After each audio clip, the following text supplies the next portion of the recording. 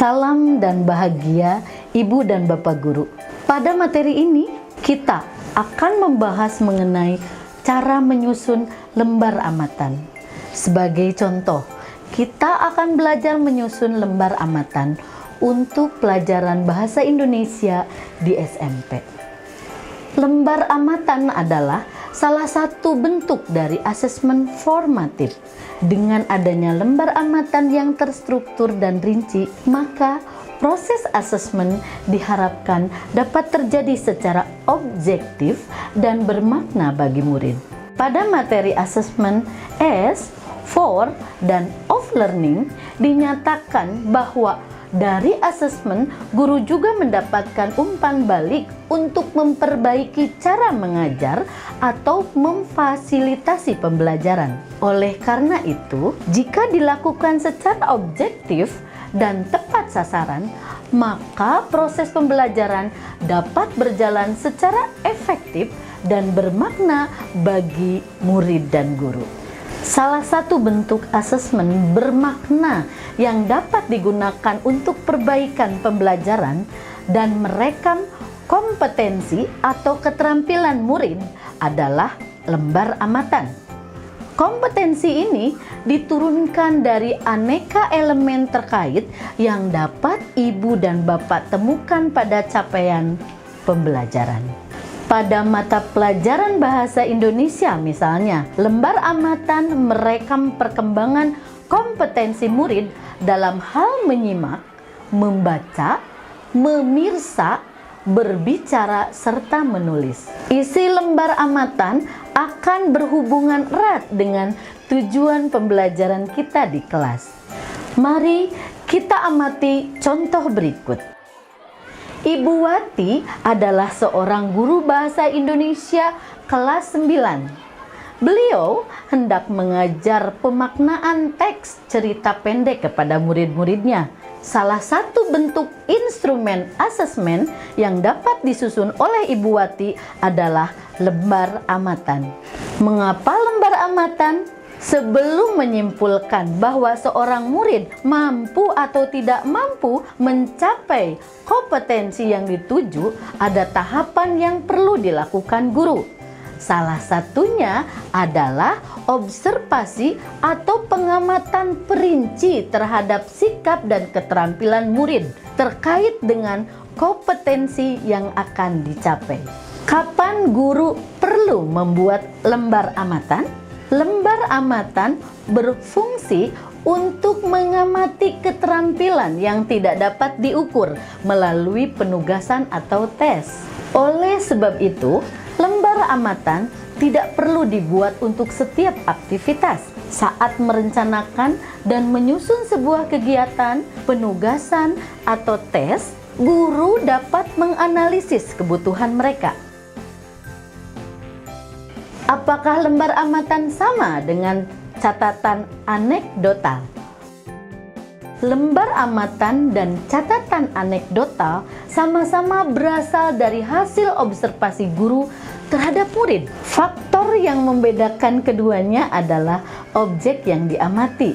Lembar amatan berisi aneka indikator yang harus dikuasai murid untuk mencapai tujuan pembelajaran tertentu. Sedangkan catatan anekdotal umumnya fokus pada perilaku dan performa murid yang terlihat pada saat tertentu. Bagaimana membuat lembar amatan? Ibu dan Bapak guru bisa mulai dengan 1. Menentukan indikator turunan dari tujuan pembelajaran. Apa saja keterampilan yang perlu dikuasai murid untuk mencapai tujuan pembelajaran?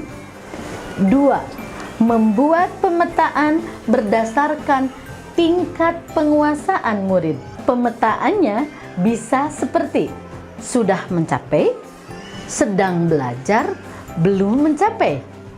Proses memetakan murid seperti ini termasuk ke dalam asesmen diagnostik. Materi ini sudah Ibu dan Bapak guru pelajari pada video sebelumnya. Sekarang kita lihat bagaimana Bu Wati mengaplikasikan tahapan ini di kelasnya saat akan membuat lembar amatan. Ia mulai dengan menentukan indikator dari tujuan pembelajarannya. Untuk dapat mengenali gagasan dan pesan, maka tentunya murid harus mampu memahami bacaan dengan baik. Kemampuan itu dapat terlihat dari penguasaan mereka terhadap aneka unsur intrinsik cerita. Lalu, apalagi? Bisakah kita mengaitkannya dengan keterampilan yang lain? Bagaimana dengan sikap kerja murid? Indikator-indikator tersebut kemudian Bu Wati susun menjadi sebuah lembar amatan. Apa saja informasi yang dapat dicantumkan pada kolom catatan? Ibu dan Bapak dapat mencantumkan informasi apapun pada kolom ini.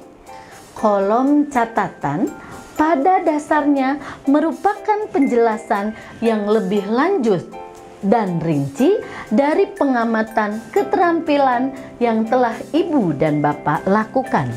Kolom catatan dapat berisi keterampilan spesifik yang perlu dikembangkan murid, rencana umpan balik, bentuk tindak lanjut, sikap belajar, sikap kerja, atau keterampilan bahasa lainnya. Kapan saja kita mengisi lembar amatan? Lembar amatan dapat diisi sebulan sekali atau dalam frekuensi lain yang dipilih guru. Pada saat mengisi laporan perkembangan murid atau rapor, guru dapat merujuk kepada lembar amatan itu. Apa saja keuntungan menggunakan lembar amatan? Lembar amatan menyajikan informasi yang nyata dan terkini mengenai kondisi murid. Pemetaan kemampuan yang sudah dibuat dalam lembar amatan sebelumnya juga dapat Ibu dan Bapak guru gunakan untuk tujuan pembelajaran yang berbeda. Terakhir, lembar amatan dapat membantu Ibu dan Bapak guru menyusun laporan perkembangan murid yang lebih bermakna. Tantangan dalam melakukan kegiatan ini adalah kita harus bersedia meluangkan waktu dan tenaga untuk duduk dan berpikir sejenak. Apa saja kebutuhan dari masing-masing murid kita? Kita juga harus berkomitmen untuk terus konsisten menyusun lembar amatan sebagai salah satu bentuk asesmen yang akan kita gunakan.